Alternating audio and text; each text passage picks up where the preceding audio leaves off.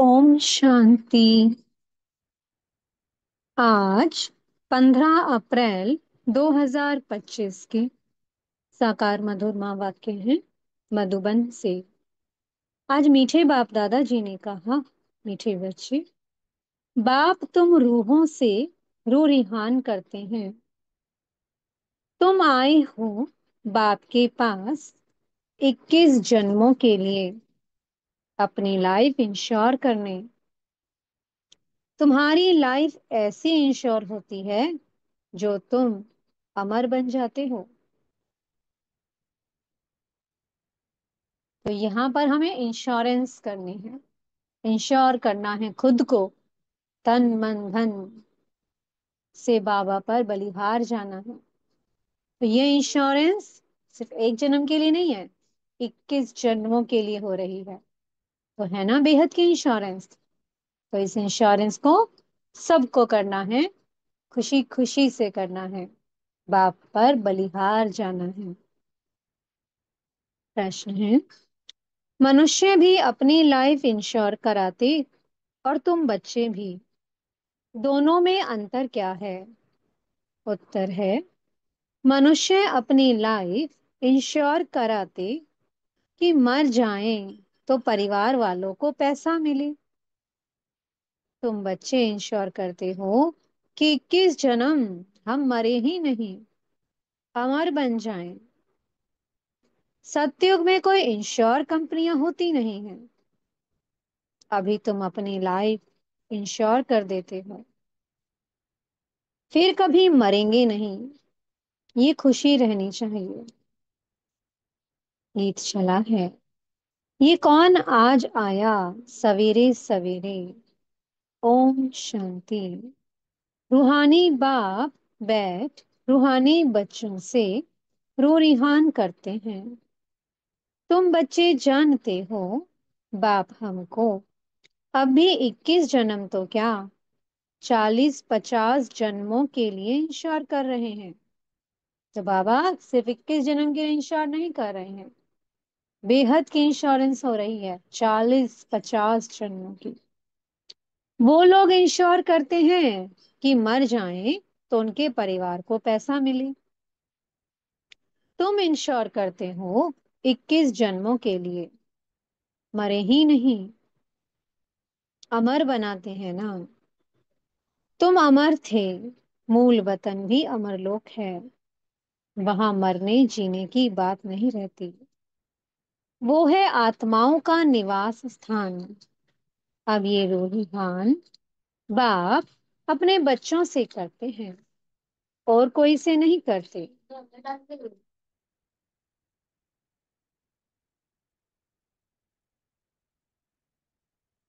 और कोई से नहीं करते हैं।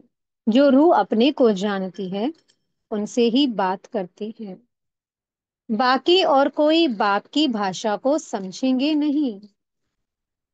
प्रदर्शनी में इतने आते हैं, तुम्हारी भाषा को समझते हैं क्या? कोई मुश्किल थोड़ा समझते हैं। तुमको भी समझाते समझाते कितने वर्ष हुए हैं, तो भी कितने थोड़े समझते हैं। है भी सेकंड में समझने की बात। हम आत्माएं जो पावन थीं वही पतित बनी हैं। फिर हमको पावन बनना है, उसके लिए स्वीट फादर को याद करना है। उनसे स्वीट और कोई चीज होती नहीं है। इस याद करने में ही माया के विघ्न पड़ते हैं। ये भी जानते हो, बाबा हमको अमर बनाने आए हैं। पुरुषार्थ कर अमर बन, अमरपुरी का मालिक बनना है। अमर तो सब बनेंगे। सत्य को कहा ही जाता है अमर लोक, और ये है मृत्यु लोक। ये अमर कथा है, ऐसे नहीं कि सिर्फ शंकर ने पार्वती को अमर कथा सुनाई। वह तो सब है भक्ति मार्ग की बातें। तुम बच्चे सिर्फ मुझ एक से ही सुनो, माँ में कम याद करो। ज्ञान मैं ही दे सकता हूँ। ड्रामा प्लान अनुसार सारी दुनिया तमो प्रधान बनी है। अमरपुरी में राज्य करना, उसको ही अमर पद कहा जाता है। वहां इंश्योर कंपनियां आदि होती नहीं। अभी तुम्हारी लाइफ इंश्योर कर रहे हैं। तुम कभी मरेंगे नहीं। ये बुद्धि में खुशी रहनी चाहिए। हम अमरपुरी के मालिक बनते हैं तो अमरपुरी को याद करना पड़े, वाया मूल वतन ही जाना होता है। ये भी मन मना भव हो जाता। मूल वतन है मन मना भव। अमरपुरी है मध्याजी भव। अमरपुरी है विष्णुपुरी। जिसे बाबा ने कहा मध्याजी भव, मध्य में जो है विष्णु स्वरूप को देखना है। और मूल वतन है मन मना भव। अपने को आत्मा समझ परम धाम में जाकर बाबा की याद में बिंदु बन टिक जाना है। हर एक बात में दो अक्षर ही आते हैं। तुमको कितने प्रकार से अर्थ समझाते हैं। तो बुद्धि में बैठे। सबसे जास्ती मेहनत है ही इसमें। अपने को आत्मा निश्चय करना है। हम आत्मा ने ये जन्म लिया है। 84 जन्म में भिन्न भिन्न नाम, रूप, देश, काल फिरते आए हैं। सतयुग में इतने जन्म, त्रेता में इतने, द्वापर में इतने, कलयुग में इतने। ये भी बहुत बच्चे भूल जाते हैं। मुख्य बात है अपने को आत्मा समझ स्वीट बाप को याद करना। मुख्य पॉइंट है, यही सारे ज्ञान का सार है कि अपने को आत्मा समझ उसे एक परमात्मा को याद करना। उठते बैठते ये बुद्धि में रहने से खुशी रहेगी। फिर से बाबा आया हुआ है, जिसको हम आधा कल्प याद करते थे कि आओ आकर पावन बनाओ। पावन रहते हैं मूल वतन में और अमरपुरी सतयुग में। भक्ति में मनुष्य पुरुषार्थ करते हैं मुक्ति में व कृष्णपुरी में जाने के लिए।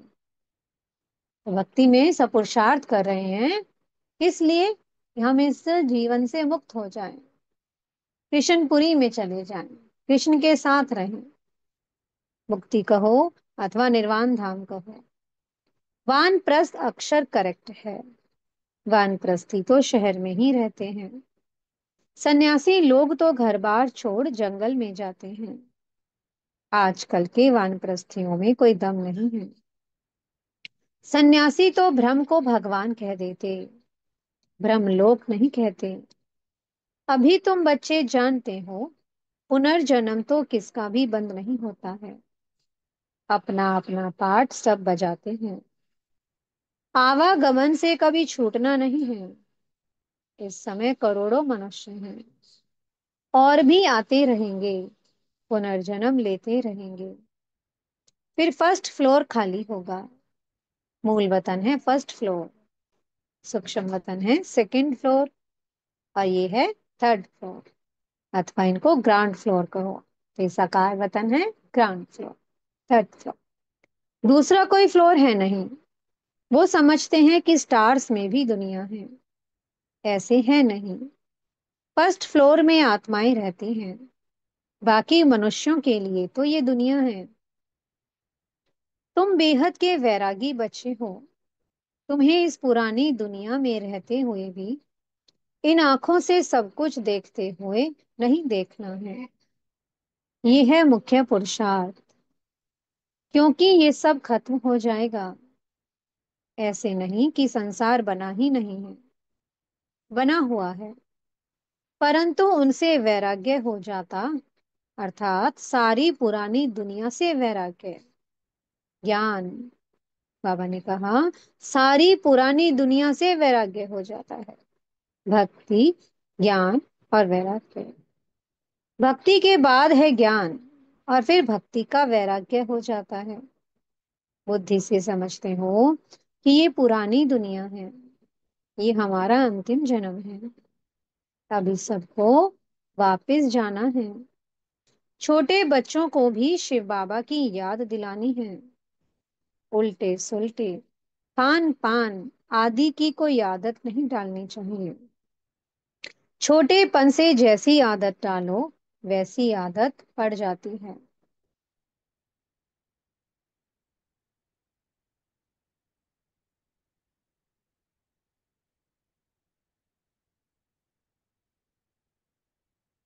आजकल संग का दोष बड़ा गंदा है। संग तारे कुसंग बोरे। ये विषय सागर वैशाल्य है। सत्य तो एक ही परम पिता परमात्मा है। गॉड इज वन कहा जाता है। वह आकर सत्य बात समझाते हैं। बाप कहते हैं, हे रूहानी बच्चों, मैं तुम्हारा बाप तुमसे रो रिहान कर रहा हूँ। मुझे तुम बुलाते हो ना। वही ज्ञान का सागर पतित पावन है। नई सृष्टि का रचयिता है। पुरानी सृष्टि का विनाश कराते हैं। ये त्रिमूर्ति तो प्रसिद्ध है। ऊंचते ऊंच है शिव। अच्छा, फिर सूक्ष्म वतन में है ब्रह्मा, विष्णु, शंकर। उन्हों का साक्षात्कार भी होता है क्योंकि पवित्र है ना। उन्हों को चैतन्य में इन आंखों से देख नहीं सकते हैं। बहुत नौधा भक्ति से देख सकते हैं। समझो कि कोई हनुमान का भक्त होगा तो उनका साक्षात्कार होगा। शिव के भक्त को तो झूठ बताया गया है कि परमात्मा अखंड ज्योति स्वरूप है। बाप कहते हैं, मैं तो इतनी छोटी सी बिंदी हूँ। और वो कहते कि अखंड ज्योति स्वरूप अर्जुन को दिखाया। उसने कहा, बस मैं सहन नहीं कर सकता हूँ। उनको दीदार हुआ तो ये गीता में लिखा हुआ है। मनुष्य समझते हैं अखंड ज्योति का साक्षात्कार हुआ। अब बाप कहते हैं, ये सब भक्ति मार्ग की बातें दिल खुश करने की हैं। मैं तो कहता ही नहीं हूँ कि मैं अखंड ज्योति स्वरूप हूँ। तो बाबा ने अपना रूप क्या बताया? मैं तो एक छोटी सी बिंदी हूँ। जैसे बिंदी मिसल तुम्हारी आत्मा है, वैसे मैं हूँ। जैसे तुम ड्रामा के बंधन में हो, वैसे मैं भी ड्रामा के बंधन में बांधा हुआ हूँ। सब आत्माओं को अपना अपना पाठ मिला हुआ है। पुनर्जन्म तो सबको लेना ही है। नंबरवार सबको आना ही है। पहले नंबर वाला फिर नीचे जाता है। कितनी बातें बाप समझाते हैं। ये समझाया है कि सृष्टि रूपी चक्र फिरता रहता है। जैसे दिन के बाद रात आती है, वैसे कलयुग के बाद सतयुग, फिर त्रेता, फिर द्वापर, फिर कलयुग, और फिर संगम युग आता है। संगम युग पर ही बाप चेंज करते हैं। जो सतो प्रधान थे, अब वही तमो प्रधान बने हैं। वही फिर सतो प्रधान बनेंगे। बुलाते भी हैं, हे पतित पावन आओ। तो अब बाप कहते हैं, मन मना भव, मैं आत्मा हूँ। मुझे बाप को याद करना है। ये यथार्थ रीति कोई मुश्किल समझते हैं। हम आत्माओं का बाप कितना मीठा है। आत्मा ही मीठी है ना। शरीर तो खत्म हो जाता है, फिर उनकी आत्मा को बुलाते हैं। प्यार तो आत्मा से ही होता है ना। संस्कार आत्मा में रहते हैं। आत्मा ही पढ़ती सुनती है। देह तो खत्म हो जाती है। मैं आत्मा अमर हूँ। फिर तुम मेरे लिए रोते क्यों हो? ये तो देह अभिमान है ना। तुम्हारा देह में प्यार है। होना चाहिए आत्मा में प्यार। अविनाशी चीज में प्यार होना चाहिए। विनाशी चीज में प्यार होने से ही लड़ते झगड़ते हैं। सत्युग में है देही अभिमानी। इसलिए खुशी से एक शरीर छोड़ दूसरा लेते हैं। रोना पीटना कुछ भी नहीं होता। तुम बच्चों को अपनी आत्म अभिमानी अवस्था बनाने के लिए बहुत प्रैक्टिस करनी है। मैं आत्मा हूँ। अपने भाई को बाप का संदेश सुनाता हूँ। हमारा भाई इनऑर्गेन्स द्वारा सुनता है।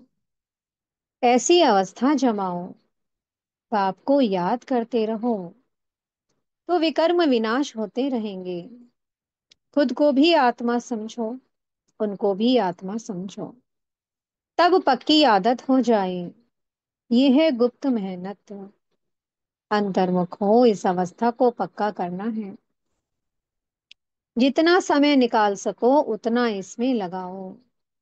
8 घंटा तो धंधा आदि भल करो, नींद भी करो, बाकी इसमें लगाओ।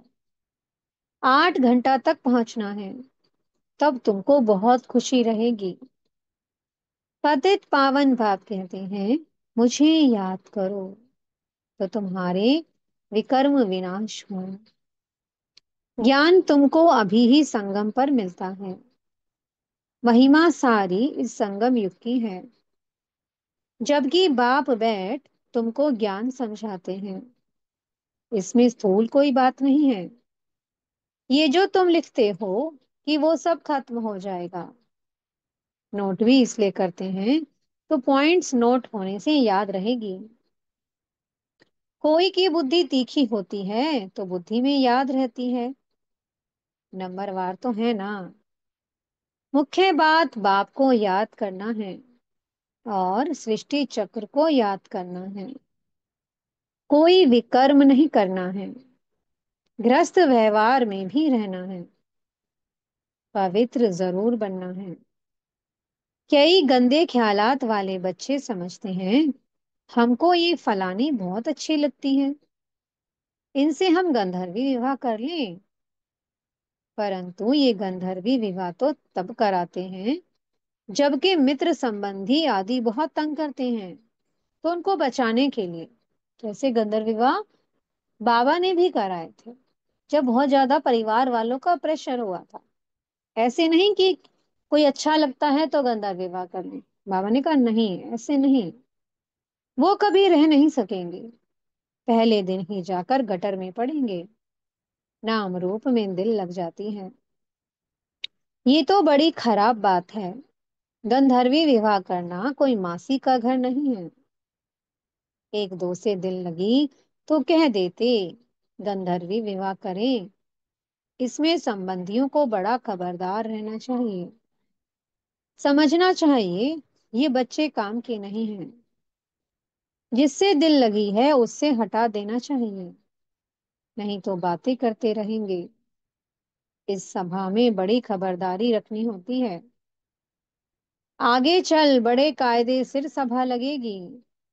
ऐसे ऐसे ख्यालात वाले को आने नहीं देंगे। जो बच्चे रूहानी सर्विस पर तत्पर रहते हैं, जो योग में रहकर सर्विस करते हैं, वही सतयुगी राजधानी स्थापन करने में मददगार बनते हैं। सर्विसेबल बच्चों को बाप का डायरेक्शन है, आराम हराम है। जो बहुत सर्विस करते हैं वे जरूर राजा रानी बनेंगे। जो मेहनत करते हैं, आप समान बनाते हैं, उनमें ताकत भी भरती है। स्थापना तो ड्रामा अनुसार होनी ही है। अच्छी रीति सब पॉइंट्स धारण कर फिर सर्विस में लग जाना चाहिए। आराम भी हराम है। सर्विस ही सर्विस, तब ऊंच पद पाएंगे। बादल आए, रिफ्रेश होकर गए सर्विस पर। सर्विस तो तुम्हारी बहुत निकलेंगी। किस्म किस्म के चित्र निकलेंगे जो मनुष्य झट समझ जाए। ये चित्र आदि भी इम्प्रूव होते जाएंगे। इसमें भी जो हमारे ब्राह्मण कुल के होंगे वो अच्छी रीति समझेंगे। समझाने वाले भी अच्छे हैं तो कुछ समझेंगे। जो अच्छी रीति धारणा करते हैं, बाप को याद करते हैं, उनके चेहरे से ही मालूम पड़ जाता है, बाबा हम तो आपसे पूरा वर्षा लेंगे। तो उनके अंदर खुशी के ढोल बजते रहेंगे। सर्विस का बहुत शौक होगा। रिफ्रेश हुए और ये भागे। सर्विस के लिए हर एक सेंटर से बहुत तैयार होने चाहिए। तुम्हारी सर्विस तो बहुत फैलती जाएगी। तुम्हारे साथ मिलते जाएंगे। आखिर एक दिन सन्यासी भी आएंगे। अभी तो उन्हों की राजाई है। उन्हों के पैरों में पड़ते हैं, पूछते हैं। बाप कहते हैं ये भूत पूजा है। मेरे तो पैर है नहीं, इसलिए पूजने भी नहीं देंगे। मैंने तो ये तन लोन लिया है, इसलिए इनको भाग्यशाली रथ कहा जाता है। इस समय तुम बच्चे बहुत सौभाग्यशाली हो, क्योंकि तुम यहाँ ईश्वरीय संतान हो। गायन भी है, आत्माएं परमात्मा अलग रहे बहुकाल। सुंदर मेला लग गया जब सतगुरु मिले दलाल। तो जो बहुत काल से अलग रहे हैं वही आते हैं, उनको ही आकर पढ़ाता हूँ।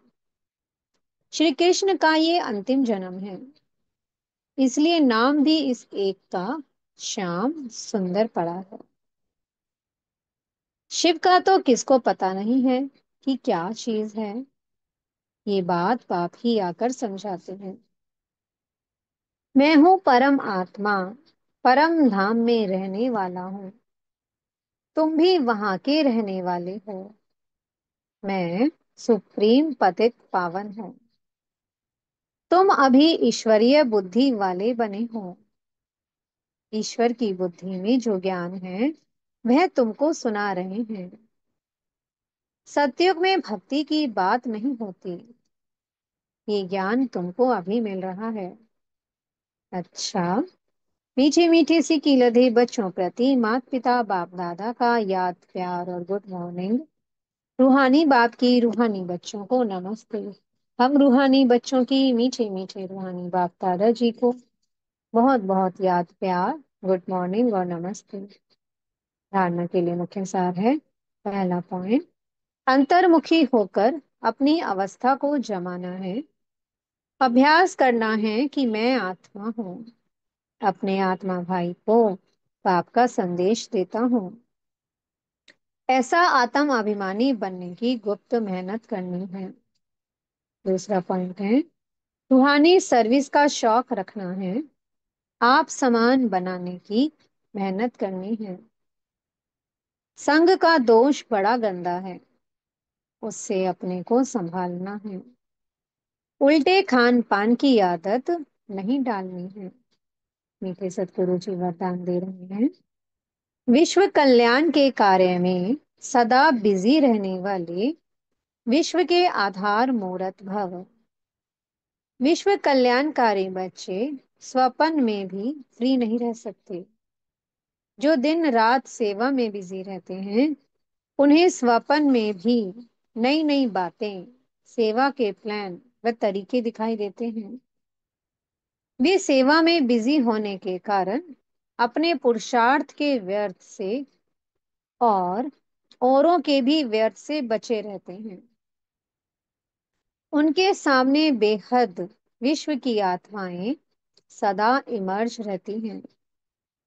उन्हें जरा भी अलबेलापन आ नहीं सकता है। ऐसे सेवाधारी बच्चों को आधार मूरत बनने का वरदान प्राप्त हो जाता है। स्लोगन है, संगम युग का एक एक सेकंड वर्षों के समान है, इसलिए अलबेलेपन में समय नहीं गवाओ। अव्यक्त इशारे हैं, कंबाइंड रूप की स्मृति से सदा विजयी बनो, जिसके साथ स्वयं सर्वशक्तिमान बाप कंबाइंड है। सर्व शक्तियां स्वतः उनके साथ होंगी। जहां सर्व शक्तियां हैं वहां सफलता ना हो यह असंभव है।